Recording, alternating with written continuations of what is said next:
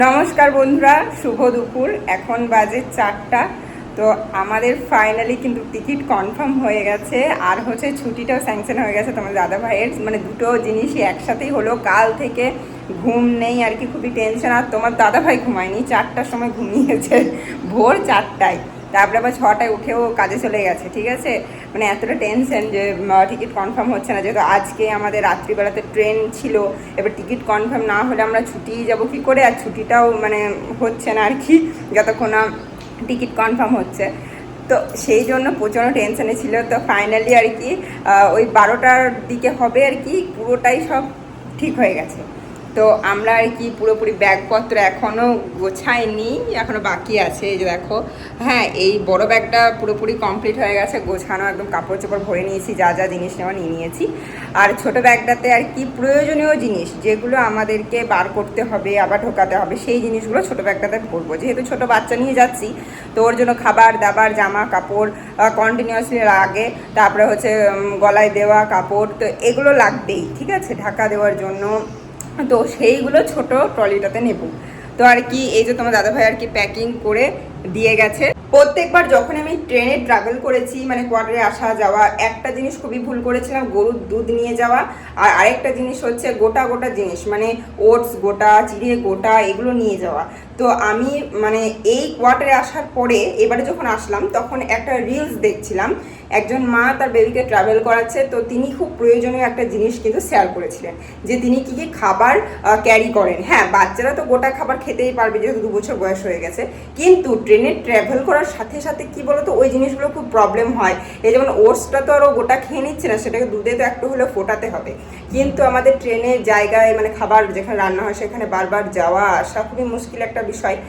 তো সেই জন্য আমি এই যে এই কোটার মধ্যে কিছু জিনিস আছে, তোমাদেরকে দেখাচ্ছি, তোমাদেরও কাজে লাগবে। দেখো, এখানে আছে চিড়ে, এখানে আছে সুজি, আর এখানে আছে ওটস। ঠিক আছে, তিনটেই কিন্তু আমি গুঁড়ো করে নিয়েছি। চিড়ে, সুজি, ওটস সমস্ত জিনিসগুলো আমি গরম খোলায় আর কি ভালোভাবে ভেজে নিয়েছি। তারপরে সেগুলোকে পাউডার করে ভরে নিয়েছি। তাতে করে কি হবে, যখনই দুধটা গরম করে আনবো, তো দুধ গরম করে পরিমাণ মতো আনার পরে এগুলো ওইটাতে দিয়ে গুলে দিলেই, যেমন আমরা গুঁড়ো দুধ গুলে দিই হয়ে যায় মিশ্রণ, তো তেমনি এগুলো দিয়ে পরিমাণ মতন গরম দুধে গুলে দিই, সাথে দিয়ে একটা কলা অ্যাড করি, তাহলে কিন্তু ট্রেনে খুবই একটা সুস্বাদু খাবার তৈরি হয়ে যাচ্ছে ছোট বাচ্চাদের জন্য। তো আমাদেরকে বারবার ওই ট্রেনের রান্নাঘরে যেতেও হচ্ছে না, শুধুমাত্র একটু দুধটা গরম করে ফ্লাক্সে ভরে নিয়ে চলে আসলেই কিন্তু সেটা অনেকক্ষণ ধরে গরম থেকে যাবে।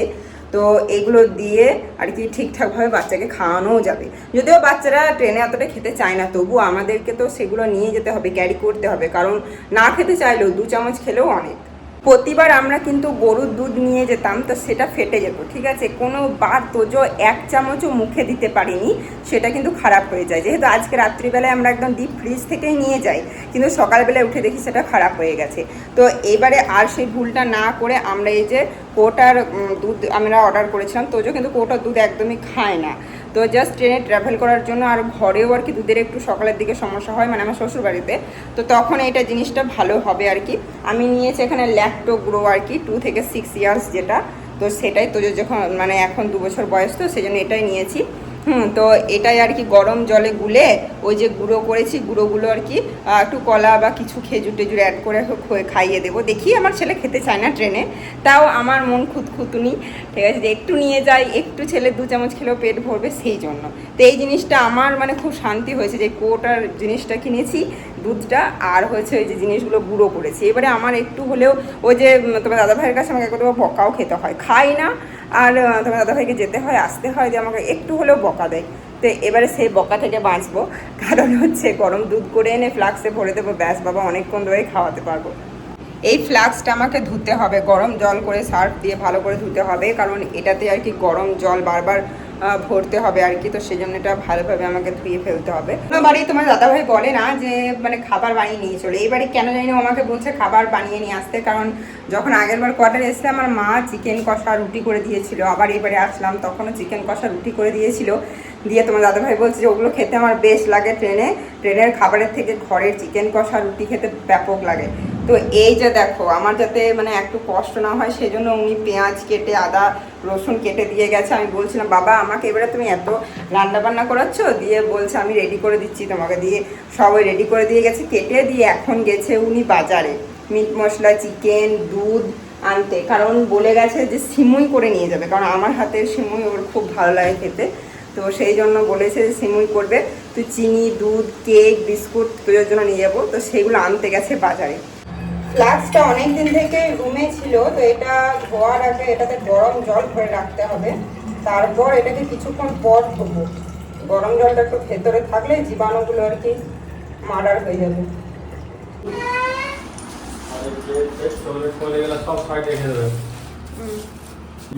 টাটা।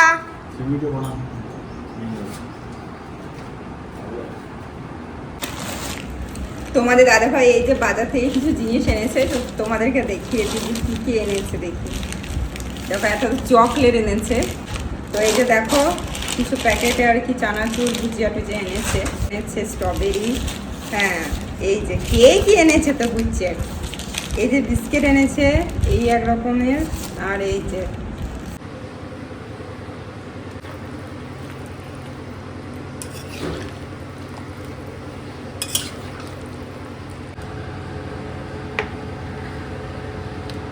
বন্ধুরা এখন বাজে রাত্রি 8:30, মানে সমস্ত রান্না বান্না কমপ্লিট করতে গিয়ে আমি পুরো ক্লান্ত। এখন রাতে খাওয়া দাওয়া করবো, বাসনগুলো ধোবো, তবে শান্তি, মানে এতটা ক্লান্ত আমার চোখ মুখ দেখে বুঝতে পারছো।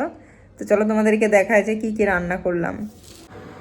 এই যে এটা নিয়ে যাচ্ছি, এটা হচ্ছে চিকেন কষা, এখানে করেছি সিমই। আর আমাদের এদিকে আজকে রাতে খাবারের জন্য ভাত হচ্ছে, এই যে আলু বয়েল করেছি, হ্যাঁ সেদ্ধ করব। আর এই যে দেখো মাংসর ঝোল, আর এদিকে আছে সিমই, এটা জাস্ট আমরা রাতে খাবো।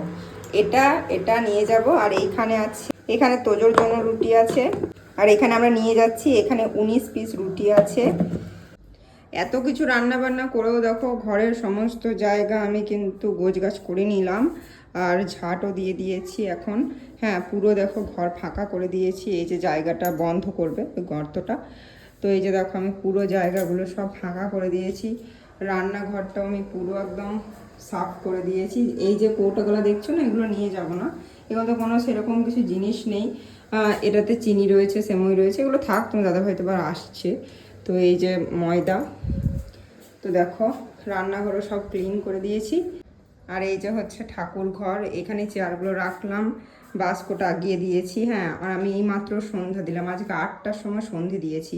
আর এই যে আমাদের সমস্ত ব্যাগপত্র রেডি হয়ে গেছে। বন্ধুরা এখন বাজে রাত্রি 10:30, তো তোমাদেরকে তো বলেছিলাম যে আমরা বেরোবো 10:30টার সময়। তো আমরা রেডি হয়ে গেছি, এখন আসবে গাড়ি। তোমার দাদাভাই আর তোজো গেছে বাইরে, ওরাও রেডি হয়ে গেছে। আমার যে জুতোটা পরতে বাকি ছিল, ওরে বাবা, তা আমি জুতো পরছি, তা আমিও রেডি হয়ে গেছি। এত কাজবাজ করে আমার শরীর আজকে পুরো একদম নাজেহাল অবস্থা। বন্ধুরা আমি এই যে পুরোপুরি রেডি হয়ে নিয়েছি, ঠিক আছে, জুতো পরেছি, কারণ যেহেতু এসিতে যাবো তো সেই জন্য। তো সমস্ত কিছু আমাদের দেখো সব রাখা কমপ্লিট, এটা ভিজে আছে অল্প, যার জন্য ওইভাবেই ছেড়ে গেলাম। আর দেখো সমস্ত জায়গা কিন্তু তোমার দাদাভাই প্যাক করে দিল, হ্যাঁ। তো সব কিছু একদম কমপ্লিট, গাড়ি আসা বাকি, হ্যাঁ আমাদের লাগেজগুলো আর কি গাড়িতে তুলবো। তো আমার দাদাভাই গিয়েছে বাইরে, আসলে গাড়ি আসবে তো তো সেটাই দেখতে। চলো আমিও বাইরে যাই।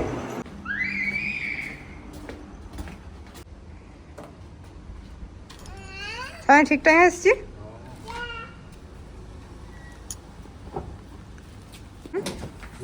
খুব ভারী হয়েছে।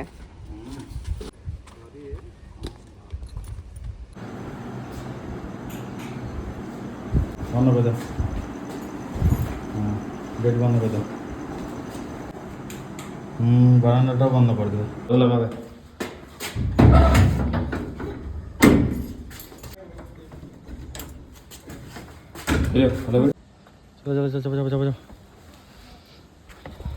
হ্যাঁ লাগাও, ওইদিকে বসো আর এসব ব্যাগটা ওইদিকে রাখো।